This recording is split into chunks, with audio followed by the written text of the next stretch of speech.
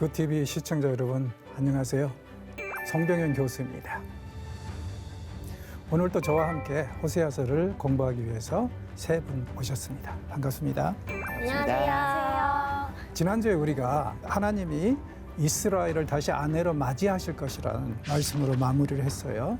근데 오늘부터는 이제 또 역시 계속 이어서 이렇게 생각해 보시죠. 하나님이 주의 백성을 회복시키시면 그 다음에 또 뭐가 회복이 돼야 될까요? 네, 선지서에서는 항상 그들이 거할 땅도 회복될 거라고 얘기합니다. 왜요?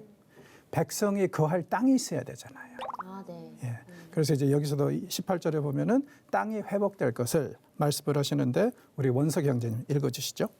그날에는 내가 그들을 위하여 들짐승과 공중의 새와 땅의 곤충과 더불어 언약을 맺으며 또 이 땅에서 활과 칼을 꺾어 전쟁을 없이 하고 그들로 평안히 눕게 하리라. 이 하나님이 들짐승과 공중의 새와 땅의 곤충들과 언약을 맺는다는 건 뭐냐면은 자연 만물이 많이 회복이 될 거라는 거예요. 자, 성경에 보면 하나님이 주의 백성들이 범죄했을 때 치시는 방법 중에 하나가 들짐승을 동원하는 거예요. 그래서 들짐승이 막 창궐해가지고 사람들을 잡아먹고 해치고 이러는 것들이 이제 언약적 저주 중에 하나인데 하나님이 그날이 되면 이스라엘과 다시 관계를 맺으시면은 그런 일들이 없을 것이고 원래 그들이 자연의 이치에서 행해야 될 그 자리를 찾아갈 거라는 것. 그걸 이런 식으로 이제 표현을 하고 있는 거. 하나님의 모든 자연 만물과 올바른 언약을 맺으실 것이다. 그러고 나니까 어때요? 이 땅에 평화가 있습니다. 전쟁이 없어요. 그래서 짐승들도 사람들도 평안하게 살 수 있게 되었다. 이게 이제 땅의 회복인데 그러니까 우리가 항상 기억해야 될 게 그겁니다. 이 세상의 참 평화는 절대로 유엔이나 이런 NGO가 줄 수가 없어요. 이 세상의 참 평화는 오직 하나님만이 주시고 선지자들에 의하면은 이 땅에 하나님의 말씀이 하수처럼 넘칠 때, 강물처럼 넘칠 때 비로소 하나님의 말씀이 지배하는 세상이 되고 그때 참으로 평화가 있을 거라고 계속 얘기를 합니다. 19절에서 20절은요. 다시 한번 이스라엘의 회복을 부부관계 회복으로 노래하시는데요. 우리 윤지 자매님 읽어주시죠. 내게 장가들어 영원히 살되 공의와 정의와 은총과 긍휼이 여김으로 내게 장가들며 진실함으로 내게 장가들리니 내가 여호와를 알리라. 자, 여기에 이제 하나님이 네 가지를 말씀하시죠. 내가 이스라엘을 다시 아내로 맞이할 때 이렇게 돼야겠다 하면서 공의 어떤 겁니까? 하나님의 눈에 의롭게 인정하실 거라는 거예요. 정의 어떤 겁니까? 하나님과 이스라엘의 관계가 주의 백성의 관계가 합리적이고 공평할 거라는 거예요. 그 다음에 은총 하나님과 맺은 언약 계약에 성실하실 거라는 것. 그 다음에 긍휼 아주 인간적이고 따뜻하게 이 관계에 임하실 거예요. 그러니까 이 사람들을 인격적으로 대하시고 자비로 대하시고 이런 것들을 강조합니다. 그리고 진실함이란 말 20절로 이 모든 네 가지를 하나로 종합해서 말씀하십니다. 진실하게 너를 대하리라. 자, 이 모든 일을 하나님이 왜 하세요? 여호와인 줄을 알게 하기 위해서. 그러니까 성경은 끊임없이 얘기를 합니다. 우리가 일하고 공부하고 더 나아가서 모든 것을 하는 것은 다 이게 최종 목표가 돼야 돼요. 하나님을 알아가는 것. 왜? 하나님을 알면 알수록 어때요? 우리는 더 하나님과 가까워질 뿐만 아니라 경건하고 거룩하게 살 것이고 더 아름다운 삶을 살 수 있을 거 아닙니까? 그리고 우리 자신이 또 굉장히 행복하게 살 수 있어요. 자, 이번에는 이제 땅과 백성의 회복을 함께 이제 논하시는데요. 21절, 23절 우리 진 기자님이 좀 읽어주시죠. 여호와께서 이르시되 그날에 내가 응답하리라. 나는 하늘에 응답하고 하늘은 땅에 응답하고 땅은 곡식과 포도주와 기름에 응답하고 또 이것들은 이스라엘에 응답하리라. 내가 나를 위하여 그를 이 땅에 심고 긍휼히 여김을 받지 못하였던 자를 긍휼히 여기며 내 백성 아니었던 자에게 향하여 이르기를 너는 내 백성이라 하리니 그들은 이르기를 주는 내 하나님이시라 하리라 하시니라. 하나님의 앞에서 언약을 맺으시겠다고 그랬죠. 자연하고. 여기서는 이제 그런 상황을 응답이라고 말씀을 하십니다. 그래서 모든 것이 원활하게 잘 돌아가서 원래 창조 목적에 따라 그렇게 함으로 인해서 이스라엘도 풍요와 행복을 누릴 거라는 거예요. 그래서 여기서 이스루엘의 자연은 이스루엘이 뭐였죠? 1장에서 호세아의 첫 번째 아들의 이름이었죠. 거기서는 뭐였어요? 피바다. 피 흘림을 상징한다고 그랬잖아요. 근데 여기서는 무엇을 상징해요? 풍요로움. 하나님이 완전히 정말 반전을 시켜주시겠다. 이게 언제 있을 일이라고요? 포로로 끌려갔다 돌아오면 있을 일이에요. 그런데 포로로 끌려갈 때를 생각하면 저는 자꾸 떠오르는 가요가 하나 있어요. 뭐야? 이 노래 기억나십니까? 그러나 그 시절에 너를 또 만나서 사랑할 수 있을까? 그러는 그 세월에 나는 또 얼마나 많은 눈물을 흘리려나. 남이라는 가수의 슬픈 인연이라는 이별이라는 노래 기억하십니까? 한번 들어보세요. 제가 볼 때는 하나님이 이스라엘을 타국으로 보내실 때 뒤에서 이 노래 부르셨을 것 같아요. 그래도 소망이 있습니다. 왜요? 다시 회복될 거니까. 자, 그런데 분명히 회복될 것이라는 것을 무엇으로 보장하죠? 어떤 증표가 있는 겁니까? 자, 여기서 이제 3장이 굉장히 중요한 역할을 합니다. 3장은 호세아가 고멜을 사오는 이야기예요. 그리고 다시 사랑하는 이야기인데 이 이야기를 통해서 하나님은 이런 말씀을 하시는 거죠. 심지어 인간인 내 종도 이렇게 하는데 자기 아내를 위해서 내가 이스라엘에게 그렇게 못하겠느냐 이거예요. 그래서 이 호세아의 경험은 하나님이 이스라엘을 반드시 다시 자기 백성 삼으실 것이라는 보증수표예요. 그럼에도 불구하고 너무너무 아픕니다. 이 이야기는요. 그리고 이 3장의 이야기는 세월이 많이 지난 다음에 그러니까 1장의 이야기에서 최소한 한 20년 정도는 흘렀던 것 같아요. 많이 지난 다음에 있었던 일이고 더 나아가서 이스라엘에게는요. 포로로 끌려간 다음에 그러니까 북왕국 이스라엘은 722년 BC에 아시리아로 끌려갑니다. 남왕국 유다는 586년에 바벨론으로 끌려가요. 그래서 끌려가서 거기서 죄값을 치르고 난 다음에 다시 돌아오면은 이렇게 사랑하겠다. 이걸 얘기를 하는데 자, 사실은 이게 굉장히 어려운 이야기입니다. 왜냐하면은 3장에서 보면은요, 지금 노예로 팔려 나온 고멜을 호세아가 사오는 얘기거든요.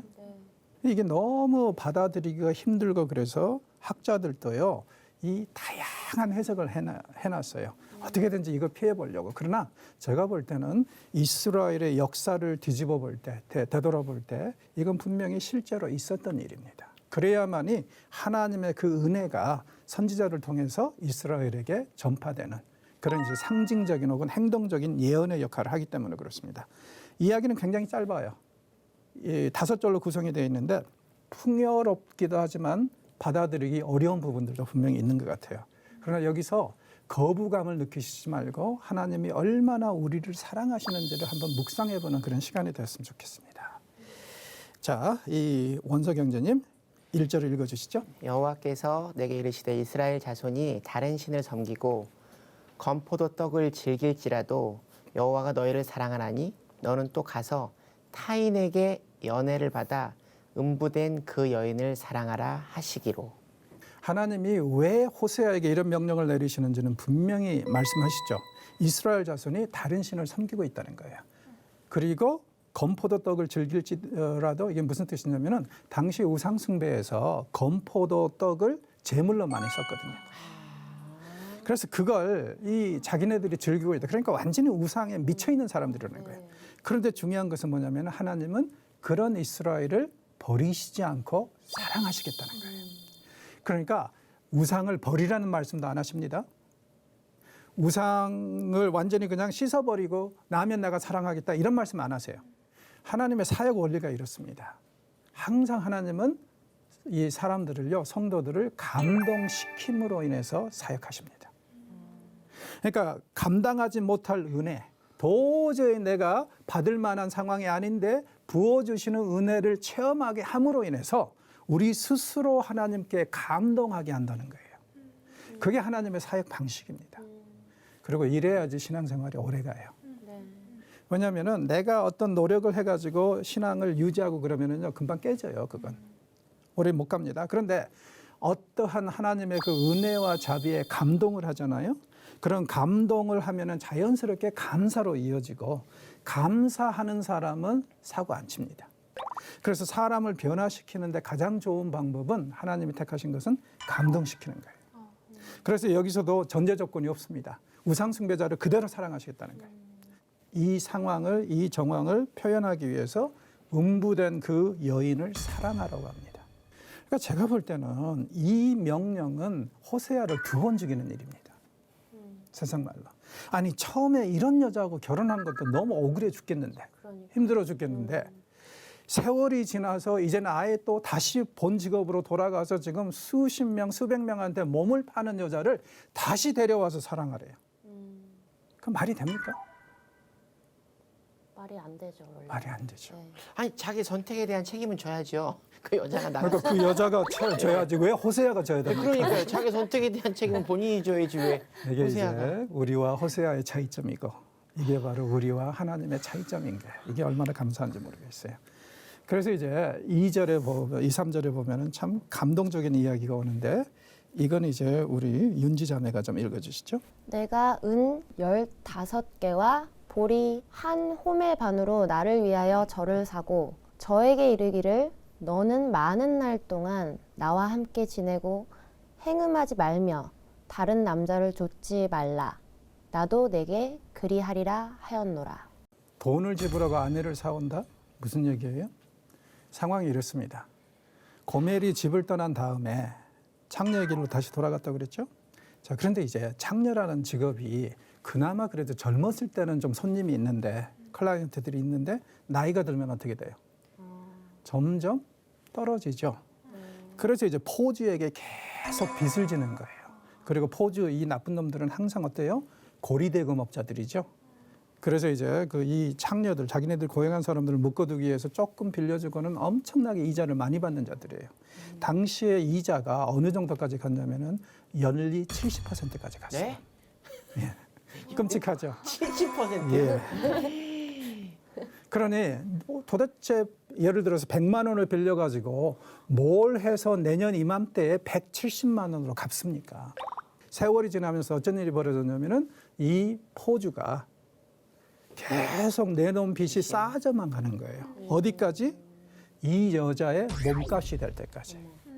자, 율법에 보면은 처녀의 몸값을 30세겔이라고 그럽니다. 자, 한 세겔이 어느 정도냐면은 은 11g이에요. 그러니까 30세겔이면은 은 330g입니다. 별로 많은 거 아니죠, 오늘날에는. 그런데 이제 이게 당시에는 노동자들의 3년에서 5년 봉급이었어요. 와. 그래서 이제 이 포주가 자기가 고멜에게 준 빚 20세겔을 회소하기 위해서 이 여자를 노예 경매불락에 내놓은 상황입니다. 그러니까 이 소식이 호세아에게 들려오고 하나님이 네 안에 경매불락에 나왔으니까 네가 돈 주고 가서 사오라 이거예요. 그런데 여기 보니까 은 15개와 보리 한 호멜 반, 15개면은 지금 5세겔이 부족하죠. 이런 여자의 몸값이 한 20세겔 했으니까. 그래서 166g의 그 은이에요. 그리고 이제 한 호멜이 220리터입니다. 곡식. 그러니까 한 호멜 반이면은 한 330리터 돼요. 곡식으로 따지면. 이걸 가지고 갔다고 그러는데 이게 어떤 얘기냐면은 이게 이제 참 감동적인 이야기고 안타까운 이야기이기도 한 것 같아요. 호세아가 또 계속 고민을 했겠죠. 하나님 도대체 왜 나한테 이런 이 짐을 지어주실까? 한참 뒤로 돌아서 하나님을 씹고 난 다음에 이제 정신을 차리고 이제 그렇게 하기로 했어요. 하나님 명령대로. 그런데 돈이 있어야죠. 20세겔이 이게 보통 사람들의 2, 3년 봉급이면 이런 돈을 가지고 있는 사람이 어디 있습니까? 그래서 이제 이 가난한 선지자가 여기저기서 빌릴 만한 데서 다 빌린 거예요. 그리고 더 나아가서 자기가 돈이 될 만한 이 집안의 물건들을 다 팔아서 만들어 본 게 15세겔입니다. 그런데 이거 가지고는 이 포주를 설득하기가 부족한 것 같아요. 그래서 이제 자기가 먹고 살아야 될 그 양식, 한 오멜 반의 이 밀을 가지고 함께 가지고 가서 포주에게 내놓고 사정을 하는 거예요, 지금. 이거라도 여보시오. 내가 할 수 있는, 마련할 수 있는 돈은 다 마련했는데 15세겔밖에 되지 않소. 여기에 내가 먹고 살아야 될 식량도 좀 가져왔으니까 이거 받고 내 안에 돌려주시오. 자기가 가진 전부를 다 감동이긴. 그래서 이 이야기를 제대로 읽으면 정말 마음에 맺히는 게 있어요. 도대체 하나님이 우리를 얼마나 귀하게 여기시길래 이렇게까지 하시면서 우리를 구원하시고 우리에게 자비를 베풀기를 원하시는가. 호세아는요, 정말 가서 이렇게 가지고 와서 쌓아주면서 애원을 합니다. 그래서 포주는요, 뭐 어찌됐건 그 가격도 못 받을 수도 있는데, 네. 그래서 이제 그냥 이렇게 받고 팔아요. 팔고 지금 돌아오면서 뭐라 그럽니까? 이제 우리 집에 가서 잠시 다른 남자 쫓지 말고 서로 근신하는 시간을 갖자. 당신은 내가 싫고 자식이 싫다고 오래전에 우리를 버리고 떠났지만 나는 한 번도 당신을 잊은 적이 없어. 그러니 나와 내 자식들이 기다리고 있는 우리 집으로 가서 새롭게 시작해요 하고 애원하는 이야기예요. 생각해 보십시오. 고멜의 입장에서는요, 더 이상 바랄 게 없어요. 이제는 바라볼 게 없어요. 장녀로서도 가치가 없다고 팔아버린 거 아닙니까? 그러니까 이런 절박한 상황. 그래서 이 사람은요, 지금 이런 팔려가면은 분명히 어디서 혹사당하다가 죽을 거예요. 노동하다가. 그런 상황을 알기 때문에 얼마나 삶을 되돌아보면 슬프고 후회가 많았을 것 같아요. 그리고 자식도 보고 싶고 아내도 보고 싶었을 수 있죠. 그러나 모든 것을 체념하고 이제 노예 경매불락에 서 있어요. 누구든지 돈 내면은 자기 데려가는 거예요. 그런데 그 상황에서 남편이 갑자기 나타나더니 이 포주에게 사정을 하면서 돈 다 주고, 그리고는 사고 나서 자기 손을 잡으면서 집으로 가지요. 나는 한 번도 당신을 잊은 적이 없대요. 다시 사랑하재요. 다시 시작하재요. 아마 제 생각에는 고멜이 평생 처음으로 뜨거운 눈물을 흘렸을 것 같아요. 하나님은 이 이야기를 통해서 그렇게 말씀하시는 거죠. 내 종, 인간적인 종 호세아도 이렇게 하는데 하물며 내가 그렇게 못하겠느냐. 그러니 내가 약속한 거 믿고 기다리라 이거예요. 반드시 그렇게 이루어 주실 것이니까. 어떠한 경우에라도 너는 나를 포기하지만 나는 너를 포기하지 않는다. 사실 여러분 가만히 생각해 보면 누구에게 사랑받는 것보다 누구를 사랑하는 것이 훨씬 더 흥분되고 좋아요. 진 기자님 그러지 않으세요? 네. 자, 하나님이 선지자에게 이걸 요구하시는 거 그 설명 분명히 여기에 나와 있죠. 우리 이 원석이 형제님 다시 한번 읽어주시죠. 이스라엘 자손들이 많은 날 동안 왕도 없고 군도 없고 제사도 없고 주상도 없고 에봇도 없고 드라빔도 없이 지내다가 그 후에 저희가 돌아와서 그 하나님 여호와와 그 왕 다윗을 구하고 말일에는 경외함으로 여호와께서 와 그 은총으로 나아가리라. 왜 호세아에게 아내를 데려가서 잠시 동안 근신시키라고 했는지 그 설명이 나오죠. 이스라엘이 이렇다는 거예요. 이스라엘은 어떻다? 타국으로 끌려가서 한동안 왕도 없이 온갖 우상들도 없이 그렇게 지내는 시간이 있을 것이다. 그리고 난 다음에 어때요? 다시 경건한 모습을 되찾고 그리고 옛날 다윗 왕의 통치를 받을 것이다. 이렇게 이제 말씀하시는 겁니다. 이 일을 위해서 호세아는 자신의 삶에서 고멜을 통해서 이걸 이제 드러내야 된다는 것이죠. 반드시 하나님이 이 일을 이루시겠다는 보증수표입니다. 저는 그 고멜의 입장을 또 생각해봤거든요. 고멜 호세아의 순종과 그런 입장들도 생각이 들지만 한편으로는 고멜도 그 호세아한테 시집을 가는 건데 그 사람의 마음은 어땠을까 이런 생각을 하다가 마지막에는 그 호세아 선지자로 인해서 또 하나님으로 인해서 그 감동이 있었던 그 순간 정말 하나님이 이렇게 세팅해 놓으신 데는 다 이유가 있구나 하는 참 그런 생각이 들더라고요. 그렇죠. 네. 그래서 제가 말씀드린 것처럼 하나님의 사역 원리는 감동이다. 감격이다. 그렇죠? 그래서 감격시키신 다음에 그 다음 단계로 넘어가는 거. 그래서 저는 우리가 이 호세아서를 보면서 하나님의 사랑이 한번 녹아 내려봤으면 좋겠어요. 정말 진하게 감동 한번 해봤으면. 그러면은요 나머지 신앙생활이 굉장히 쉬워집니다. 어렵지 않아요. 저는 또 한편으로 그런 생각도 했어요. 그 꼭 호세아의 입장이 된 것이 아니라 당시의 선지자를 바라보는 그냥 일반 백성의 느낌으로도 봤거든요. 이 말씀들을 보면서 어떤 사람에게 일어나는 그 인생에 있어서 하나님이 어떻게 역사하시는지를 보고 내가 스스로 좀 깨달을 수 있는 영적인 밝음이 좀 있어야겠다라는 생각을 저는 그렇죠. 개인적으로 했습니다. 왜냐하면 자칫 잘못하면은 우리는 상황을 모르기 때문에 오해할 수 있거든요. 그 사람 저 사람이 왜 저럴까? 거기에 더 오해할 수 있는데 이게 하나님께로부터 비롯된 거라면은 우리도 거기에 수긍을 해야 되잖아요. 호세아의 그 하나님에게 순종하는 그 마음이 저도 진짜 많이 배워야겠다고 생각했어요. 얼마나 많은 시험이 있었을 것 같은데도 불구하고 정말 제가 호세아라면 진짜 그렇게 할 수 있을까라는, 왜 나를 선택했을까, 그런 막 시험도 되게 많았을 것 같은데 저도 좀 많이 배웠고 그리고 되게 은혜로웠어요. 네. 예, 영어로 말하면 why me? 왜 하필이면 Yes, 접니까? why me? 그죠? 자, 오늘은 이렇게 우리가 마무리를 했습니다. 다음 시간 4장부터는 이제 어떤 이야기가 나오냐면은 1장에서 3장을 통해서 하나님이 이스라엘을 어떻게 하실 것인가를 선언하고 약속하셨잖아요. 그런데 이 과정이 이렇게 결단하기가 쉬운 일이 아니었어요. 그래서 이제 이 4장에서 13장은요. 그동안에 하나님이 느꼈던 감정과 아픔과 신음과 이 결정에 이르기까지의 번민과 고민들을 싹 정리를 해놨습니다. 그래서 결코 이것이 쉬운 일이 아니었다는 것을 확실히 보여주면서 복음의 대가는 분명히 하나님이 치르시는 것이지만 엄청나게 하나님께도 고통스러운 것이었다는 것을 보여주는, 그래서 이제 다음 시간에는 하나님의 아픔과 신음소리에 좀 더 귀를 기울이는 그런 시간들이 되도록 하겠습니다. 감사합니다. 감사합니다. 감사합니다.